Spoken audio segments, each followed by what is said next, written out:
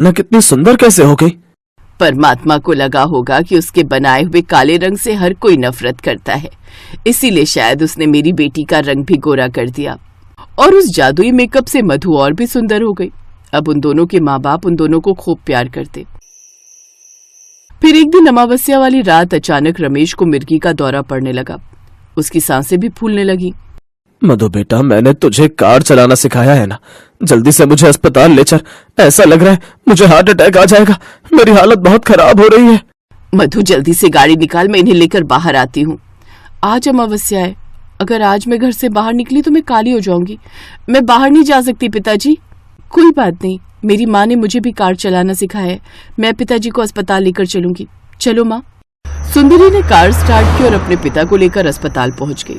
Doctor ने उसका इलाज किया।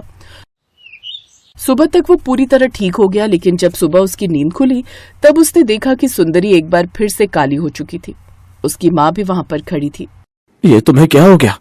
कल तक तो तुम बिल्कुल गोरी हो गई थी, फिर से काली कैसे हो गई? सुंदरी ने परी वाली सारी बात अपने पिता को बता दी। अब रमेश की आंखों में पश्चाताप के आंसू थे। इसका मतलब सिर्फ काली हो जाने के डर से मधु मुझे अस्पताल तक लेकर नहीं आई। तभी वहां पर परी प्रकट हो गई। वो परी मैं ही हूँ, रमेश और ममता।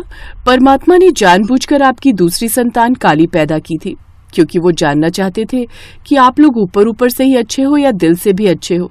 लेकिन रमेश, तुम दिल से अच्छे नहीं थे। तुम्हारे अंदर काले और गोरे के बीच का भेदभाव पता नहीं किसने डाल दिया था।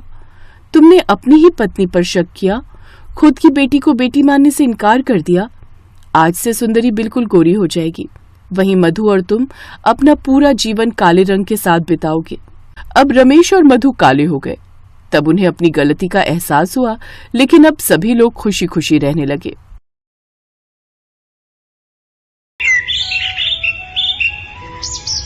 आरती को बचपन से कुछ भी नहीं मिला। उसे ना ही किसी का प्यार मिला और ना ही कोई खिलौने, क्योंकि वो काली थी। दूसरी तरफ आरती की सौतेली बहन पायल को सब कुछ मिला। वो गोरी थी और उसके माता पिता उससे बहुत प्यार करते थे। इसलिए आज जब दोनों बहनों की शादी है, तब पायल को 1 लाख का लहंगा मिला और आरती को कुछ मिला ही नहीं। आरती बस बैठकर ये सोचने लगी कि मेरे पास तो कुछ भी नहीं है, शादी का लहंगा नहीं है, क्या पहनकर मंडप में जाऊंगी मैं। आरती के पास लहंगा तो दूर, एक अच्छी साड़ी तक नहीं थी। बचपन से उसके साथ यही होता आया है। आरती की माँ आरती को जन्म देते हुए ही मर गई थी। आरती काली पैदा हुई थी, ये देखकर उसके पिता ने कहा था, अरे ये तो कोयले से भी काली है, ये कैसी बेटी पैदा करी है इसने। हरिहर को आरती पसंद नहीं आई। उसे काली बेटी नहीं चाहिए थी, इसीलिए 1 हफ्ते के अंदर उसने फिर से शादी कर ली। आरती की सौतेली माँ का नाम रत्ना था और रत्ना ने 1 साल के अंदर एक गोरी बेटी को जन्म दिया। हरिहर की खुशी का ठिकाना नहीं रहा। अरे ये हुई ना बात, बेटी हो तो गोरी हो, काली तो कुतिया भी होती है। हा? हरिहर ने उसका नाम पायल रखा और पायल को माँ बाप दोनों का प्यार मिलने लगा। आरती को मिला तो सिर्फ और सिर्फ घृणा। उसकी सौतेली माँ उससे कहती थी, तेरा मुंह देखकर मेरी भूख मर जाती है, खाने के समय मेरे सामने मत आया कर। रत्ना, हरिहर और पायल एक साथ एक परिवार की तरह इकट्ठे बैठकर खाते थे, लेकिन आरती को वहां जगह नहीं मिलती थी। उसे रसोई में बैठकर खाना पड़ता था, वो भी सूखे चावल। खाना खाते हुए आरती हर रोज रोते हुए अपनी माँ को याद करती थी। माँ, आप मुझे अपने साथ लेकर क्यों नहीं गई? माँ, मैं आपके पास आना चाहती हूँ।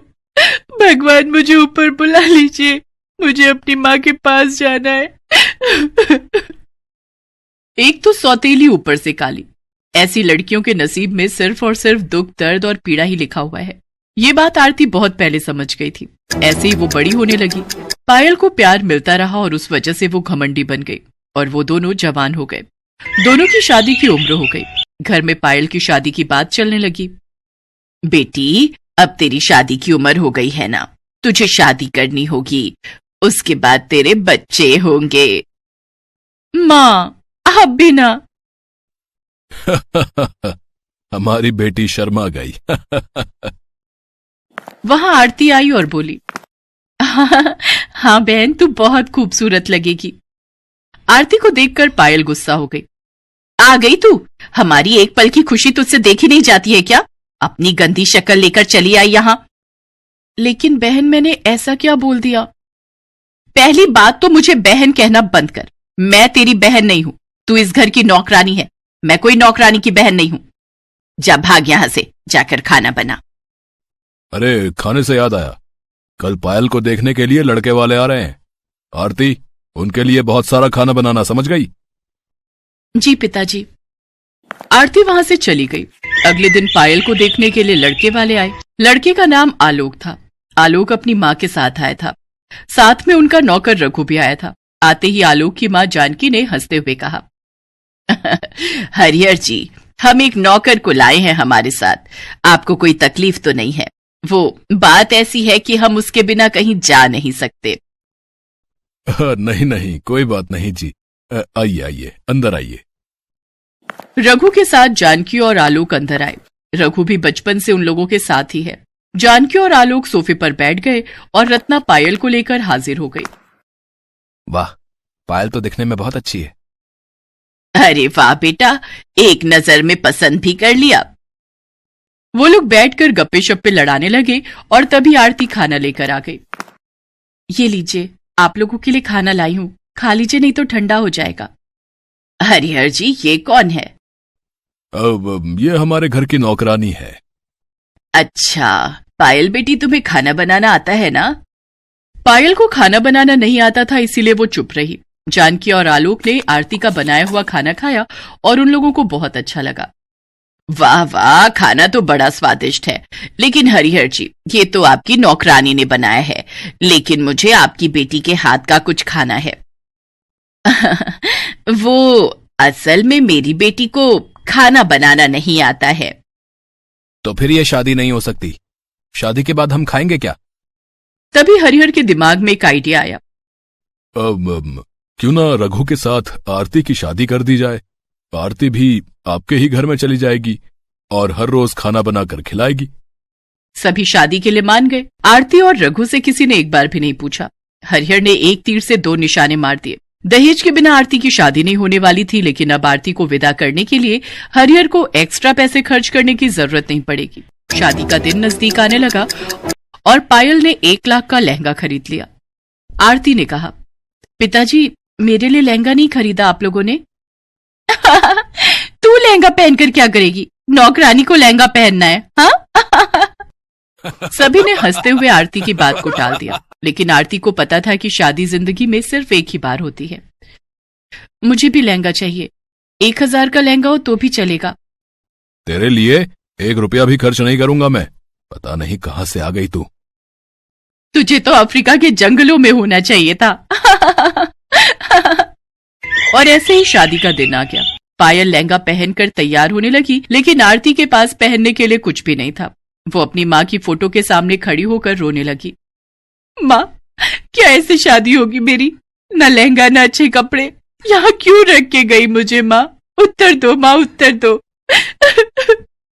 तभी अचानक से आरती को उसकी माँ की आवाज सुनाई दी, जैसे कि आकाशवाणी हो रही हो। बेटी, मैं तेरी माँ हूं। तेरे बारे में तो मुझे सोचना ही पड़ेगा। बिस्तर के नीचे एक ट्रंक है, उसके अंदर मेरी शादी का लहंगा है, उसे निकाल कर पहन ले। माँ, माँ कहाँ हो आप? तेरे दिल में हूं बेटी, अब जल्दी से लहंगा पहन ले। आरती ने बिस्तर के नीचे से ट्रंक निकाला और उसमें से लहंगा निकालकर पहन लिया, और पहनते ही एक चमत्कार हो गया। आरती काली से गोरी हो गई। वो इतनी सुंदर हो गई कि खुद को आईने में देखकर उसके खुद के होश उड़ गए। क्या मैं इतनी सुंदर हूं? लेकिन कैसे? ये माँ का प्यार है बेटी। अब जा, शादी के मंडप में जा। शादी के मंडप में आलोक खड़ा हुआ था, पास में ही रघु भी खड़ा हुआ था। पायल मंडप में पहुंची और उसके बाद आरती वहां पहुंच गई। आरती को देखकर सबके होश उड़ गए। क्या? आरती गोरी कैसे हो गई? क्या? ये नौकरानी इतनी सुंदर कैसे हो गई? ये तो पायल से भी सुंदर हो गई है। आरती ने रघु का हाथ पकड़ा और अचानक से रघु भी लंबा और गोरे मर्द में बदल गया। उसने कहा, मालिक, पता नहीं मुझे क्या हो गया है, लेकिन मैं आपसे आपके घर में काम नहीं कर सकता। रघु और आरती वहां से भाग गए। उन दोनों ने कहीं और जाकर मंदिर में शादी कर ली। यहाँ जानकी और आलोक को जब पता चला कि आरती हरिहर की नौकरानी नहीं बेटी है, तब उन्होंने शादी से इनकार कर दिया। पायल अंदर से टूट गई। अपनी माँ के आशीर्वाद से आरती ने रघु के साथ बहुत दूर जाकर घर बसाया और वो दोनों लहंगा बनाकर बेचने लगे। इस तरह वो दोनों एक खुशहाल जिंदगी बिताने लगे और यहाँ पायल से किसी ने शादी नहीं की।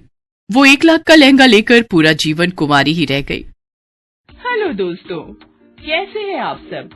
हमारी कहानियाँ देखने के लिए हमारे चैनल को सब्सक्राइब कीजिए और हाँ, बेल आइकॉन पर क्लिक करना मत भूलिएगा।